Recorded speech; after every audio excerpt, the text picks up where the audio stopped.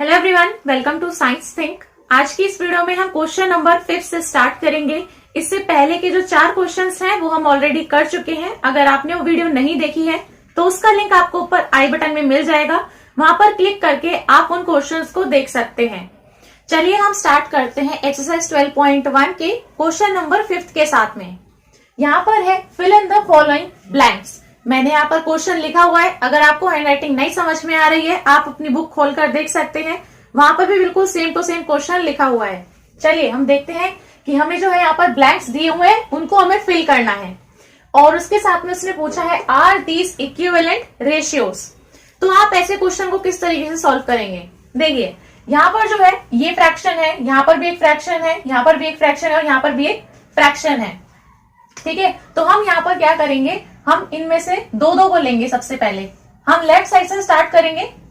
तो पहले हम इस फ्रैक्शन को लेंगे यानी कि 15/18 और इज इक्वल टू के राइट साइड में हमारे पास में ये वाला फ्रैक्शन है।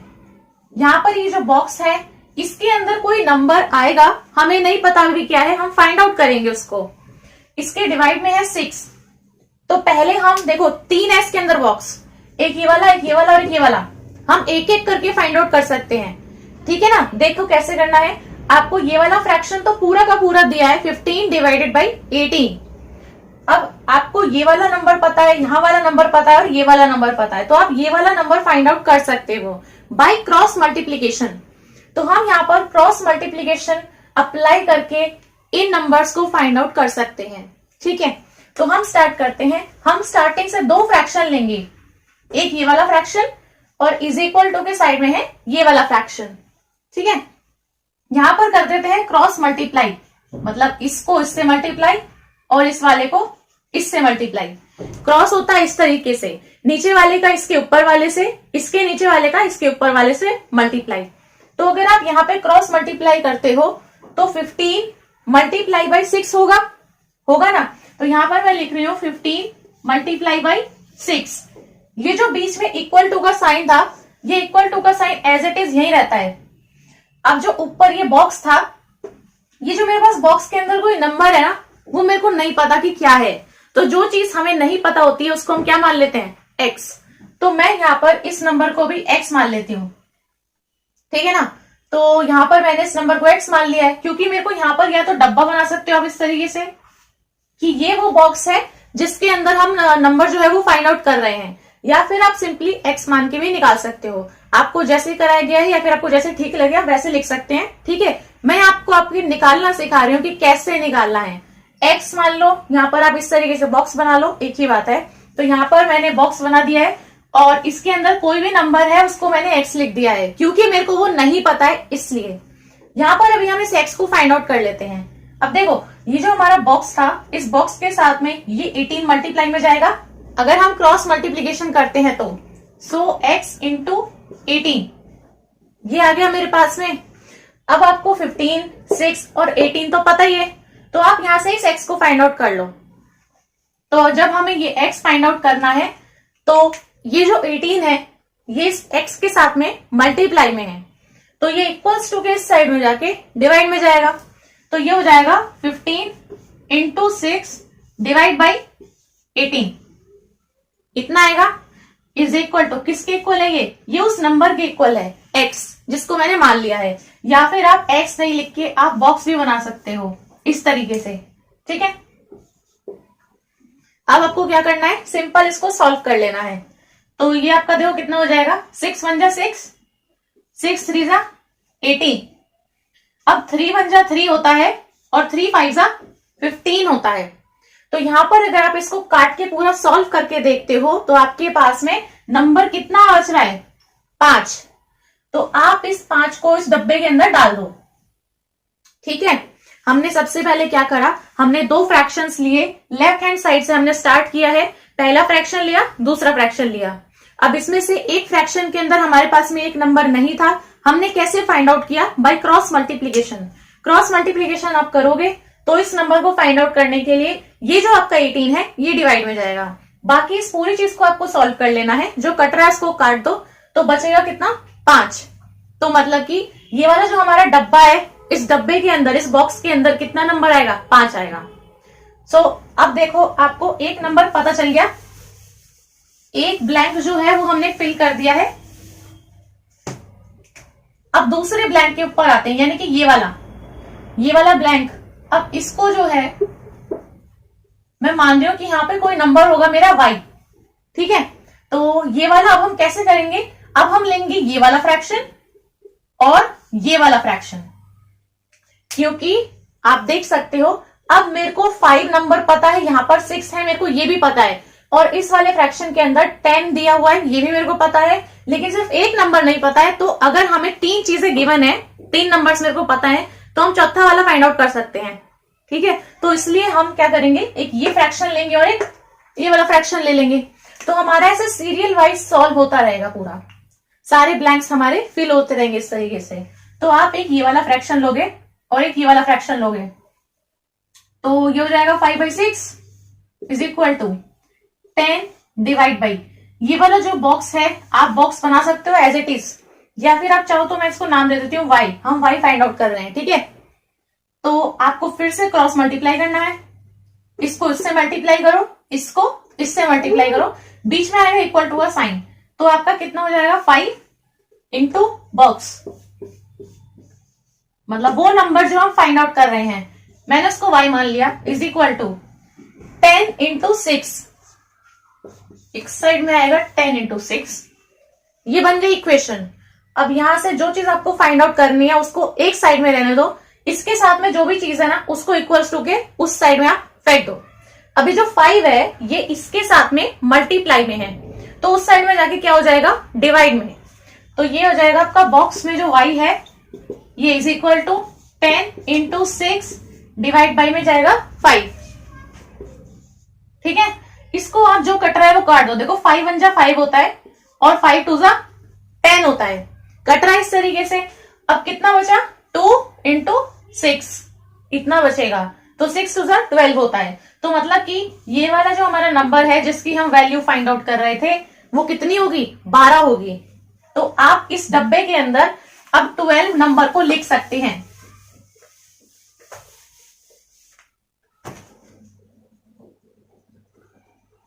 तो y की जगह पर मैंने लिख दिया 12, तो हमें ये वाला फिल इन द ब्लैंक्स पता चल गया, ये वाला फिल इन द ब्लैंक्स भी पता चल गया। अब बचता है सिर्फ ये वाला, इसको मैं मान रही हूं ये z है, ठीक है, जो नंबर मेरे को फाइंड आउट करना है। अब हम कौन से 2 फ्रैक्शंस का यूज करके इस नंबर को फाइंड आउट कर सकते हैं कि यहाँ पर कौन सा नंबर होगा। एक तो हमें ये वाला फ्रैक्शन लेना है और एक ये वाला जिसका हमने अभी भी फाइंड आउट किया है, क्योंकि इसमें मेरे को 10 भी पता है, 12 भी पता है और इस वाले में 30 पता है, तो 3 नंबर मेरे को पता है, तो चौथा वाला फाइंड आउट कर सकते हैं। तो यहाँ पर इन दोनों फ्रैक्शंस को लेना है, एक ये एक ये हो जाएगा 10 into 30 is equal to 12 into box या फिर z, जो भी मानना है आपको, क्योंकि हम इसका क्रॉस मल्टीप्लीकेशन करेंगे इस तरीके से। 10 इंटू हो जाएगा 30, ये इंटू ये रहा 12 इंटू z, ये रहा, बीच में इक्वल्स टू का साइन, ठीक है। यहां से अब ये देखो हमने तो ये फाइंड आउट करना है, तो हम सिर्फ इस वाली चीज को इधर रहने देते हैं, बाकी इसके साथ में जो भी चीज है उसको इक्वल्स टू के इस साइड में भेज देते हैं। तो ये जो 12 है ये इधर मल्टीप्लाई में था, इसके इधर जाके क्या हो जाएगा, डिवाइड में। सो ये हो जाएगा 10 into 30 upon 12 is equal to, ये आएगा बॉक्स मतलब z, आप कैसे भी इसको लिख सकते हो, ठीक है। अब हम इसको क्या कर देंगे, अब हम इनसे कैंसिल आउट कर लेंगे। सो ये चले जाएगा भाई 6 2 जा 12 और 6 5 जा 30, ठीक है। अब देखो ये चले जाएगा 2 5 जा 10, तो सिर्फ कितना बच रहा है यहाँ पर, इधर 5 आया और इधर भी 5 आया। सो यानी कि जो बॉक्स है उसके अंदर एक नंबर आएगा विच इज इक्वल टू 5 5 जा मतलब 25, ठीक है। सिंपल कैलकुलेशन किया मैंने यहाँ पर। तो ये जो आपका ये डब्बा है, जो बॉक्स है, इसके अंदर आप नंबर लिख सकते हो 25। तो मैं यहाँ पर आपका क्लियर आंसर लिख देती हूँ कितना आना चाहिए। इधर है 15/18, नेक्स्ट आपका है 5/6, अगला है 10/12 और इसका अगला आ जाएगा आपका 25 डिवाइड बाई 30। तो आप फिल इन द ब्लैंक्स करोगे तो आपके ये नंबर आने चाहिए, ठीक है। जो first fill in the blank है वो ये वाला है 5, सेकंड है आपका 12, और फिर है 25। कैसे फाइंड आउट किया है? सिंपल क्रॉस मल्टीप्लीकेशन करके फाइंड आउट कर लिया है। तो आपके ये सारे फ्रैक्शंस हैं। इसके बाद में देखो ये पूछ रहा है आर दिस इक्विवेलेंट रेशियोज।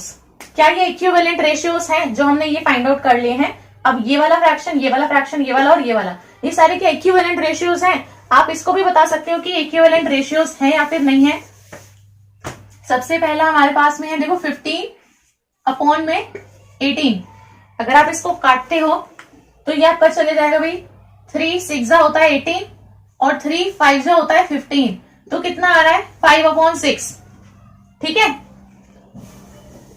इसके बाद में है आपका, यहां पर मैं लिख रही हूं, इसके बाद में आपका नेक्स्ट फ्रैक्शन जो था ये 5/6 ही था। तो 5/6 एज इट इज रहेगा, इससे ज्यादा ये कटेगा नहीं। नेक्स्ट है आपका 10/12। तो जो आपका तीसरा फ्रैक्शन है 10/12 जो दिया हुआ है, अगर आप इसको काटते हो तो ये आपका हो जाएगा 2 6 12 और 2 5 10। तो मतलब कितना आ गया? 5/6। और जो चौथा फ्रैक्शन है 25 डिवाइड बाई 30। अगर आप इसको काटते हो, कैंसिल आउट करते हो, डिवाइड करते हो, तो देखो आपका कितना आएगा? 5 6 30 और 5 5 25। तो फिर भी आ रहा है 5/6। सब में कितना आ रहा है आपका? अगर आप इसको सिंपलेस्ट रेशियो में लेके आते हो तो सब में आपका आ रहा है 5/6 5/6 5/6 5/6। तो आप यहां पर कह सकते हो 10 ऑल फ्रैक्शंस, और फिर आप इसको लिख सकते हो equivalent ratios.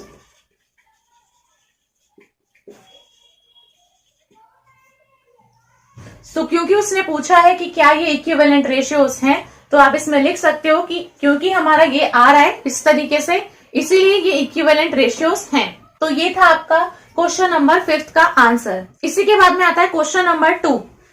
Find the ratio of the following. यहाँ पर भी आपको रेशियो फाइंड आउट करना है। आपको इस तरीके से कुछ पार्ट्स दे रखे हैं। ए पार्ट से स्टार्ट करते हैं। ए पार्ट के अंदर है 81 to 108। ठीक है, इसमें आप देखिए कैसे फाइंड आउट करोगे। 81 to 108 का मतलब है कि 81 डिवाइड बाई 108, इसका रेशियो फाइंड आउट करना है। सो बेसिकली आप ऐसे क्वेश्चन के अंदर क्या करो, पूरा काट कूट करके उसको सिंपलेस्ट फॉर्म में लेके आओ, सिंपलेस्ट रेशियो के अंदर उसको लेके आना है, वही आपका आंसर है। ठीक है, तो देखो इसको आप कैसे कट कर सकते हो। 9 9 होता है 81 और 12 9 हो जाएगा 108। 12 9 तो मतलब दोनों ही आपकी 9 से कैंसिल आउट हो रहे हैं। 81/9 करोगे तो 9 आएगा, बिकॉज 9 9 81 होता है। तो बेसिकली मैं ये कहना चाह रही हूं कि मैंने न्यूमिनेटर और डिनोमिनेटर दोनों को ही मैंने 9 से डिवाइड कर दिया है। ठीक है, तो यहां पर अगर आप 9 से डिवाइड करते हो तो 9 आएगा, और यहां पर अगर आप 9 से डिवाइड करते हो तो 12 आएगा, क्योंकि 12 9 108 होता है और 9 9 81 होता है। सो आपका कटने के बाद आएगा 9/12। अब क्या ये इससे ज्यादा कट सकते हैं? कट सकते हैं, क्योंकि 3 4 होता है 12 और 3 3 होता है 9। अब ये इससे ज्यादा कैंसिल आउट नहीं हो सकते, तो ये आपका आंसर है। ए पार्ट का आंसर क्या है? 3/4। चलिए बी पार्ट के ऊपर आते हैं। आप इसको सीधा कैंसिल आउट करो, 98 डिवाइड बाई 63। ठीक है, सो 14 7 हो जाएगा आपका 98 और 7 9 हो जाएगा 63। ठीक है, तो आपका बस आ रहा है 14/9। तो यहां पर सीधा आपको बस टेबल पता होना चाहिए। ठीक है, तो ये आपका किससे डिवाइड हो रहा है? मैंने दोनों को ही 7 से डिवाइड करा है, दोनों को ही मैंने 7 से डिवाइड करा है। 98 डिवाइड बाई 7 करोगे तो 14 आता है, बिकॉज 14 7 98, और 68 है नेक्स्ट नंबर, तो 68 डिवाइड बाई 7 करोगे तो 9 आएगा, बिकॉज 9 7 63 होता है। सो आपका आंसर सिंपली 14/9 है, क्योंकि इससे ज्यादा ये दोनों कैंसिल आउट नहीं हो सकते हैं। ठीक है, क्योंकि किसी कॉमन नंबर से आप इन दोनों को डिवाइड नहीं कर सकते हो, दैट्स वाई ये इतना ही रहेगा फ्रैक्शन। बी पार्ट का आंसर ये है। इसके बाद में है 33 किलोमीटर टू 121 किलोमीटर। 33 किलोमीटर्स हैं टू 121 किलोमीटर्स हैं। अब उससे फर्क कुछ नहीं पड़ता है किलोमीटर में दिया है किस में दिया है, यहां पर आपको करना वही है। तो आप बेसिकली क्या करोगे, 33 और दूसरा नंबर क्या है 121। अब आप इन्हें करके देखो, देखो 33 है और 121 है। सो 11 से अगर हम दोनों को डिवाइड करते हैं तो 11 3 33, 11 3 33, ठीक है, बचेगा 3, ये रहा, और 11 जा हो जाएगा आपका 121, तो आपका इतना आएगा। So this will be only 3/11, बस यही आपका आंसर है। फिर इससे ज्यादा तो कुछ कट होगा ही नहीं, आप दोनों को ही डिवाइड करो 11 से, तो यहाँ पर आपको जो नंबर्स हैं उन्हीं को देखकर पता चल रहा है। 11 3 जा 33 होता है, और 11 करोगे, 11 into 11 करोगे तो 121 आएगा। सो बेसिकली आपका आंसर 3/11 है, ठीक है। डी पार्ट के अंदर देखिए 30 मिनट्स टू 45 मिनट्स। सो आपको क्या करना है, 30/45, इन दोनों में तो रेशियो चाहिए ना मेरे को। सो 30/45, आप इसको काटो, अब 5 से घट जाएंगे दोनों, तो यहां पर बचता है भाई अब 9। 5 से डिवाइड करोगे तो 9 5 से 45 होता है। यहां पर अगर आप डिवाइड करोगे तो बचता है 6। 30/5 इज 6 और 45/5 इज 9। 9 5 जा 45 होता है, तो अगर 45 को भी 5 से डिवाइड करोगे तो 9 बच जाएगा, और 30 को भी 5 से आप डिवाइड करोगे तो 6 बच जाएगा। तो ऊपर वाला और नीचे वाला दोनों नंबर्स को एक सेम नंबर से हमने डिवाइड करा है 5 से, तो ऊपर 6 बच रहा है और नीचे 9 बच रहा है। जो बचता है उसको हम इधर लिख लेते हैं। अब ये डिवाइड और हो सकते हैं, ठीक है, क्योंकि 3 2 जा 6 हो जाएगा और 3 3 जा 9 हो जाएगा। ऊपर नीचे दोनों नंबर्स को मैंने 3 से डिवाइड किया है, तो ऊपर बचा है 2 और नीचे बचा है 9 और 3। सो आपका आ गया 2/3। सो डी पार्ट का आंसर क्या है, 2/3। ना क्वेश्चन नंबर 7 क्वेश्चन के अंदर बिल्कुल सेम है, रेशियो ही फाइंड आउट करना है आपको। इसके अंदर ए पार्ट है और बी पार्ट यहाँ पर मैंने लिखा हुआ है। अभी आपको क्या है कि आपको रेशियो फाइंड आउट करना था, और आपको बिल्कुल सेम टू सेम दे रखी थी यूनिट्स जो होती हैं। अगर किलोमीटर है तो एक भी किलोमीटर में है और दूसरी भी किलोमीटर के अंदर ही है। यहाँ पर क्या है, अगर एक आपको मिनट में दिया है तो दूसरा आपको आवर्स में दिया है, एक सेंटीमीटर में है, एक मीटर में है। तो पहले आपको क्या करना पड़ेगा, हम जब क्वांटिटीज का कंपैरिजन करते हैं वो हमेशा हम सेम यूनिट्स की क्वांटिटीज का ही कंपैरिजन कर सकते हैं, ठीक है। So they have to be in same units अगर हम इनको करना चाहते हैं तो यहाँ पर हमें पहले इनको सेम यूनिट्स के अंदर लाना पड़ेगा। सेम यूनिट्स का मतलब है अगर ये सेंटीमीटर में है तो हम इसे मीटर को भी सेंटीमीटर के अंदर कन्वर्ट करना पड़ेगा। अगर यहाँ पर ये मिनट्स में है तो हमें इस आवर को भी मिनट्स में कन्वर्ट करना पड़ेगा। तो पहले आपको क्या करना है, दोनों को ही सेम यूनिट्स के अंदर लेकर आना है, मतलब मिनट्स में लेकर आए, इसे भी मिनट्स में लेकर आए। सो दोनों सेम यूनिट्स में जाएंगे, उसके बाद आप रेशियो ले लोगे। तो रेशियो कैसे लेना है यहाँ पर मैं दिखा देती हूँ एक बार। सबसे पहले क्वेश्चन के ऊपर आते हैं। 30 मिनट है, 1.5 आवर्स है, तो 30 मिनट तो दिया ही हुआ है, इसको हम एज इट इज रहने देते हैं, सही है ये। 1.5 आवर्स को आप करना चाहते हो किसमें, इसी में, मिनट्स में तो करोगे, पहला मिनट्स में है ना, तो मिनट्स में करेंगे कन्वर्ट। तो ये आपका किसमें होना चाहिए, मिनट्स में कन्वर्ट होना चाहिए।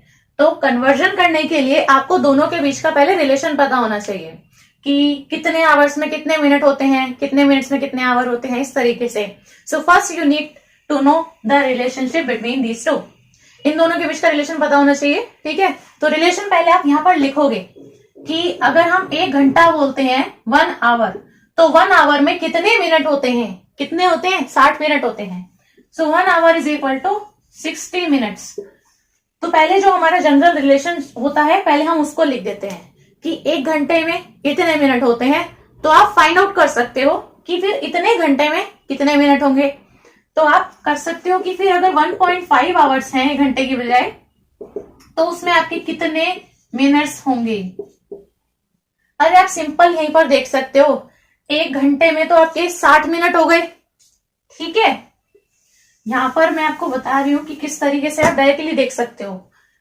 1 घंटा जो हुआ 1.5 में से आपका देखो एक तो 1 आवर है, ठीक है, और 0.5 आवर है, क्योंकि 1.5 है ना। So there is 1 hour and 0.5 hour, तभी तो 1.5 है। तो आपका 1 घंटा है और इधर आधा घंटा है, तो 1 घंटे में तो हो गए आपके 60 मिनट, ठीक है। और 0.5 आवर का मतलब है कि आधा घंटा। आधा घंटे में कितने मिनट होते हैं, 30 मिनट होते हैं। तो 60 मिनट आपके ये इसके हो गए और 30 मिनट आपके ये आधे घंटे के हो गए। इन्हें जोड़ लो, वही हो गए आपके मिनट्स। तो 6 और 3 कितना होता है 9। तो मतलब कितने हो गए आपके 90 मिनट्स हो गए 1.5 घंटे के अंदर 90 मिनट्स। तो ये मैंने आपको बता दिया कि आप ऐसे भी देख सकते हो, या फिर हम चलते हैं अपने उसी प्रोसीजर के ऊपर कि हमारा 1 आवर में 60 मिनट्स हैं। सो 1.5 आवर्स में हमारे कितने मिनट्स हैं। तो यहां पर जिस चीज को आप फाइंड आउट कर रहे हो उसको एक्स मान लो, क्योंकि पता तो है नहीं हमको, तो यहां पर हम इसको एक्स मान लेते हैं, ये हमें नहीं पता। तो यहां पर आप क्या करो, फिर से क्रॉस मल्टीप्लाई कर दो, ये एक्स ऊपर चले जाएगा, ठीक है। यहां पर ये 1 है, सो 1 से मल्टीप्लाई करें नहीं करें एक ही बात है, तो इसको हम छोड़ देते हैं। यहां पर आप मेन चीज देखो 1.5 और 60 आपका मल्टीप्लाई में आ रहा है इस तरीके से, ठीक है। सो 1.5 इंटू 60 करोगे तो आपका तब भी कितना आएगा 90 मिनट्स ही आएगा। कैसे भी करके देख सकते हो आप, ठीक है। यहां से डायरेक्टली पता चल रहा है 1 घंटे में 60 मिनट हो गए, और 0.5 आवर का मतलब है कि आधा घंटा और हो गया। अब आधे घंटे में आपके 30 मिनट और हो गए, तो 60 और 30 90 मिनट। तो यहां से आपके 90 मिनट आते हैं, या फिर आप ऐसे भी निकाल सकते हो। सो कितने मिनट आए 90 मिनट्स। सो अब आप क्वेश्चन देखो आपका कैसे चेंज हो जाता है। क्वेश्चन में आपका 30 मिनट्स तो इतने घंटा था, अब आपका क्वेश्चन हो जाएगा 30 मिनट्स टू 90 मिनट्स, यही हो जाएगा ना क्वेश्चन। अब हम आवर्स नहीं लेंगे, मिनट्स में लेंगे। सो आपके इतने मिनट्स टू इतने मिनट्स। अब ये जो क्वेश्चन आपको दिख रहा है ये पिछले वाले क्वेश्चन के जैसे ही बिल्कुल है ना, तो उसमें हम क्या कर रहे थे, ये डिवाइड बाई ये, क्योंकि हमें दोनों का रेशियो लेना है। सो हम करेंगे 30 मिनट्स डिवाइडेड बाई 90 मिनट्स, जो कट रहा है उसको हम काट देंगे। सो ये हो जाएगा 0 से 0 कट, 3 1 जा 3 होता है, 3 3 जा 9 होता है। आप देख सकते हो उस तरीके से कैंसिल कम कर सकते हैं। 0 से 0 गया, 3 1 जा 3, 3 3 जा 9। सो आ रहा है 1/3। ये जो ऊपर 1 आया इसको छोड़ना नहीं है, जहां पर भी 1 आ रहा है उसको भी हम लिखेंगे। सो आपका कितना आ रहा है 1/3। बस यही आपका आंसर है। आप इसको लिख सकते हो 1/3, ऐसे भी लिख सकते हो, किसी भी तरीके से आप लिख सकते हो, ठीक है। तो आपको ये आंसर लिख के दिखाना है। अब दूसरे के ऊपर आते हैं। 40 सेंटीमीटर में गिवन है, तो 40 सेंटीमीटर आपको गिवन है, लेकिन इधर 1.5 मीटर्स गिवन है। तो हम क्या करेंगे, इस मीटर को सेंटीमीटर्स के अंदर कन्वर्ट कर लेंगे। सो आपका ये मीटर है और सेंटीमीटर है। सबसे पहले हम लिखेंगे कितने मीटर में कितने सेंटीमीटर होते हैं। पहले हमें वो जनरल रिलेशन पता होना चाहिए, तभी आप कन्वर्जन कर सकते हो। सो 1 मीटर में होते हैं 100 सेंटीमीटर्स, 1 मीटर में 100 सेंटीमीटर होते हैं। तो 1.5 मीटर में कितने सेंटीमीटर होंगे, कितने होंगे आप यहां पर भी डायरेक्टली देखकर बता सकते हो, जैसे मैंने यहां पर बताया है। तो यहां पर 1.5 मीटर के लिए देखो, आपका एक तो 1.5 मीटर के अंदर 1 मीटर होगा पूरा पूरा, और 1.5 है तो मतलब कि 0.5 और होगा मीटर। 1.5 मीटर को मैं लिख सकती हूँ कि इसमें 1 मीटर है और 0.5 मीटर है, मतलब आधा मीटर है। सो 1 मीटर के अंदर मैंने कितने बताए 100 सेंटीमीटर बताए। अगर 1 में 100 है तो आधे मीटर में कितने होंगे 50 सेंटीमीटर। तो यहाँ पर 50 सेंटीमीटर और होंगे, बस इन दोनों को आप जोड़ दो, उतने ही आपके सेंटीमीटर होंगे, मतलब 150 सेंटीमीटर होगा। क्योंकि 1 मीटर में 100 सेंटीमीटर है तो आधे मीटर में 50 सेंटीमीटर है, तो टोटल कितना सेंटीमीटर हो गया 150 सेंटीमीटर। तो मैं डायरेक्टली लिख रही हूं यहाँ पे, ये हो गया आपका 40 सेंटीमीटर टू 150 सेंटीमीटर, ठीक है। इसका मतलब है 40/150। 0 से 0 काट दो, बाकी कुछ कट ही नहीं रहा, तो आएगा 4/15। और आप इसको लिख सकते हो 4/15। सो आपका ए पार्ट का आंसर ये है और बी पार्ट का आंसर ये है। अब इसी के बाद में सी और डी पार्ट आते हैं। इसी क्वेश्चन का पार्ट है। सी पार्ट के अंदर है 55 पैसे टू 1 रुपीज, 55 पैसे टू 1 रुपीज, आपको इसका रेशियो फाइंड आउट करना है। तो 55 पैसे गिवन है, लेकिन ये आपको रुपीस के अंदर गिवन है। सो रुपीस से आपको किस में कन्वर्ट करना है? पैसे में। तो पहला आपका 55 पैसे हो गया, 2। यहां पर भी हम लिखेंगे कितने पैसे के अंदर करना है। सो 1 रुपी जो है आपका ये 1 रुपी में आपके होते हैं 100 पैसे। सो हमें डायरेक्ट रिलेशन पता है कि 1 रुपए में 100 पैसे होते हैं। तो यहां पर आप लिख सकते हो 55 पैसे से किसमें? टू 100 पैसे। सो 1 रुपीज की जगह पर मैं डायरेक्टली लिख सकती हूँ 100 पैसे, क्योंकि दोनों एक दूसरे के इक्वल हैं। 1 रुपी इज इक्वल टू 100 पैसे। सो मैं यहाँ पे लिख रही हूँ 100 पैसे। बस अब आपको इसका रेशियो फाइंड आउट करना है।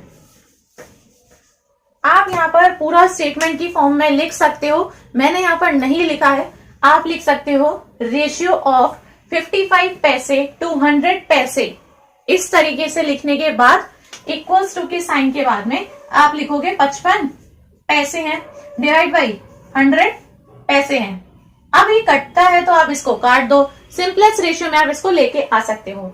55 है और 100 है, दोनों चले जाएंगे 5 से, क्योंकि 11 5 सा 55 और 25 सा पूरा 100 जाएगा। सो ये हो जाएगा 11/20।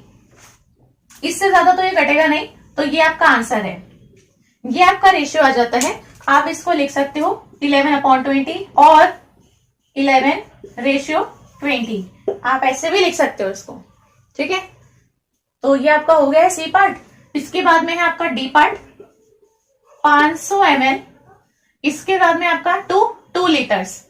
अब आपको पहले रिलेशन पता होना चाहिए कि 1 लीटर में कितने ml होते हैं, तभी आप इस लीटर से ml में चेंज कर पाओगे। सो 1 लीटर जो है वो इक्वल होता है 1000 ml के। 1 litre is equal to 1000 ml। So यहां पर कितने लीटर्स हैं? 2 लीटर्स। इसका मतलब कितने ml के इक्वल है? 2000 ml के। अगर 1 लीटर है तो 1000 ml है। अगर मैं इसी का डबल कर दूं, 2 लीटर है तो कितना हो जाएगा? इसी का डबल 2000 ml, ठीक है। बस यही है, बस रिलेशन पता होना चाहिए तभी आप क्वेश्चन को कर सकते हो। रिलेशन नहीं पता होगा तो आपको पता ही नहीं चलेगा। तो ये हो जाएगा आपका 2000 ml, 500 ml टू 2000 ml, ठीक है। दोनों ml के अंदर आ गए। अब आप इनका रेशियो ले सकते हो यहाँ पे। सो आपको स्टेटमेंट लिखनी पड़ेगी, ratio of 500 ml to 2000 ml is equal to. लिखने के बाद में आपको लिखना है भाई 500 है और किसका लेना है? 2000। इन दोनों का रेशियो ले लेना है। देखो 2 0 से 2 0 गई, ठीक है। जो कैंसिल हो रहा है आपको उसको काट देना है। 5 1 सा 5 और 5 4 सा 20। कटने के बाद आपका आ रहा है 1/4। बस इससे ज्यादा तो कुछ हो ही नहीं सकता इसके अंदर कैंसिल। सो 1/4 लिख सकते हो और 1/4। ये आपका आंसर है डी पार्ट का। तो यही थी हमारी आज की वीडियो। मुझे उम्मीद है ये वीडियो आपको बहुत हेल्पफुल लगी होगी। तो इस वीडियो को लाइक कर दें, अपने फ्रेंड्स के साथ में इस वीडियो को शेयर कर दें और ऐसी और अच्छी वीडियोस देखने के लिए मेरे चैनल को सब्सक्राइब करना ना भूलें। Thank you.